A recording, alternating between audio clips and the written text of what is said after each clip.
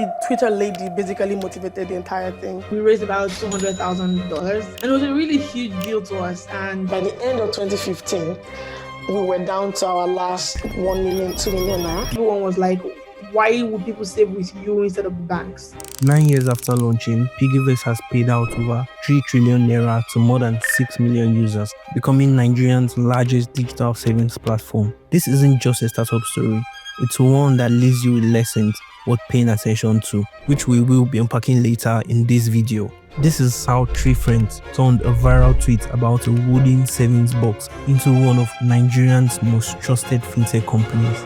December 31st, 2015, a Nigerian woman posted a tweet that would change everything. She had saved 1,000 naira every day that year in a kolo, the traditional wooden savings box used across Nigeria. By year end, she had accumulated 365,000 naira, about $1,800 at the time. The tweet went viral. Hundreds of Nigerians rushed to buy these wooden boxes, including Joshua Chibueze. But Joshua saw something deeper. On January 4, 2016, he tweeted, "It's only natural to think about an online solution for this piggy bank idea, but then you really have to understand how Nigerians think." That tweet caught the attention of Oduayo Enweniyi. She replied, suggesting it could be built as an e-wallet. That short Twitter exchange would become the spark for Piggyvest. But before Piggyvest, there was Push CV. Joshua Odun and Somtochukwu had founded Push CV, a platform helping Nigerians find jobs. They saw a bit of success. My weakness, what's up?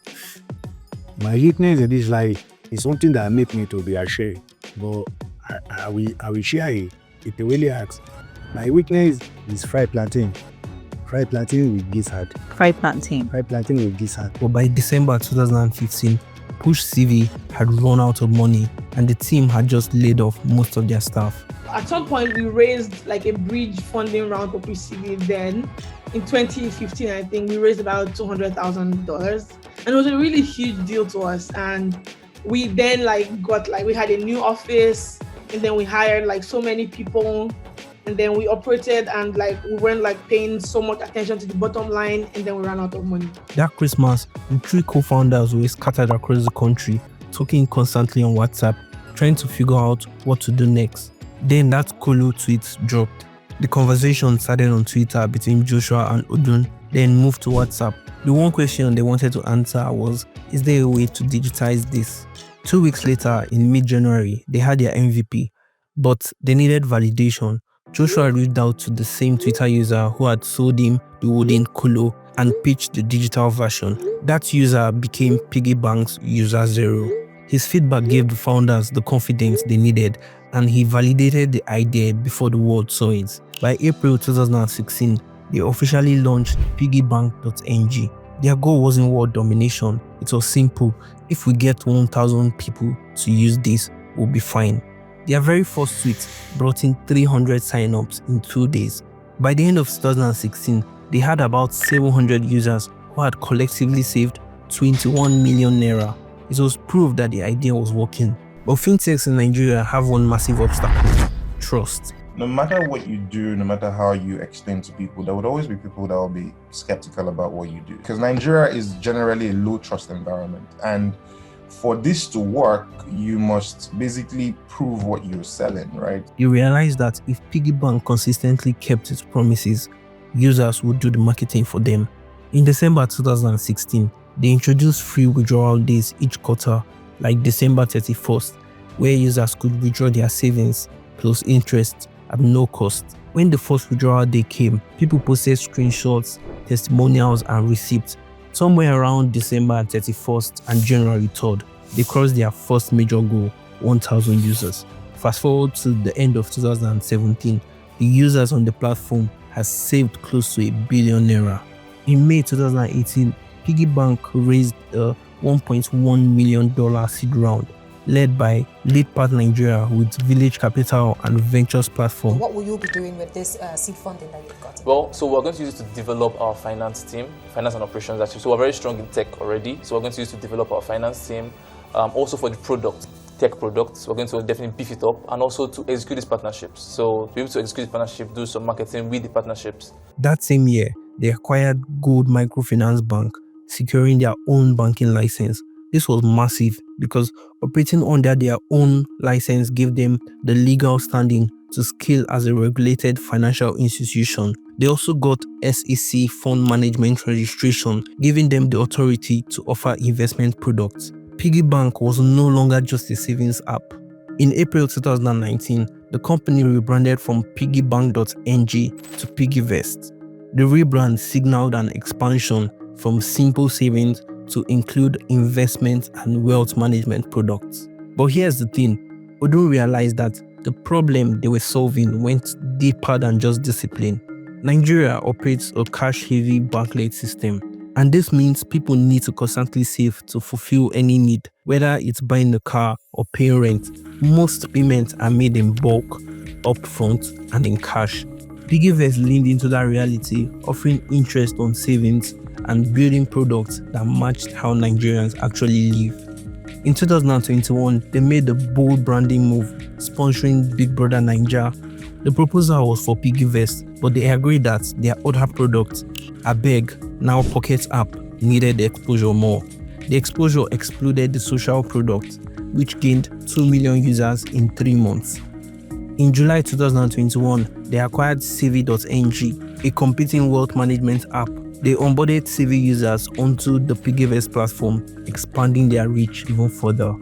By the end of 2021, Piggyvest paid out 242 billion naira to 3.5 million customers. That was more than double the 90 billion naira they paid out in 2020. By 2022, Piggyvest had paid out over 1.1 trillion naira cumulatively, with approximately 400 billion naira disbursed in 2020 alone. In 2023, they paid out roughly 535 billion naira to users. Then came 2024. Piggyvest paid out 835 billion naira to users, a 53% increase from 2023. This brought their total lifetime payout to above 2 trillion naira, about $1.4 billion. During the year, they crossed 5.5 million users. In 2024, Piggyvest also launched Piggyvest Business, extending core products like Investify and SafeLock to small businesses. Businesses could now access low-risk investment opportunities and lock funds in interest-bearing accounts. And then came 2025. Piggyvest paid out 1.3 trillion naira to users, a 56% increase from 2024. The platform crossed 6 million registered users.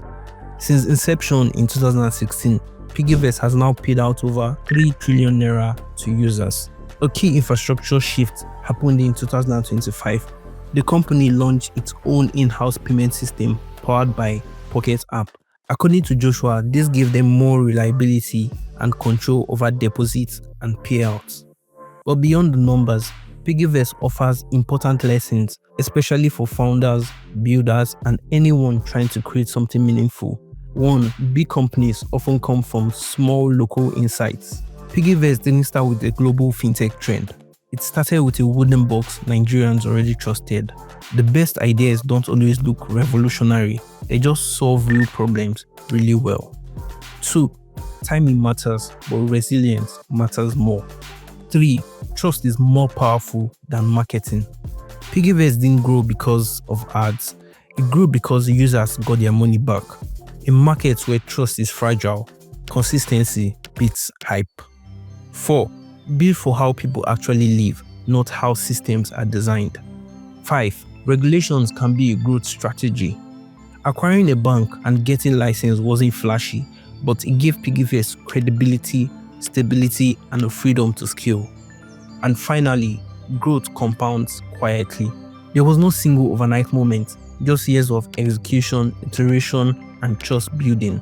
By the time people noticed, Piggyvest was already everywhere. The story of Piggyvest is a reminder that the best startups often come up from the simplest observations. 3 friends saw a tweet about a wooden box and asked, "Can we digitize this?" 9 years later, they have built a platform that has paid over 3 trillion naira and helped millions of Nigerians take control of their finances. As always, if you enjoyed the video or learned something from it, hit the like button and subscribe. I'll see you on the next one. Peace.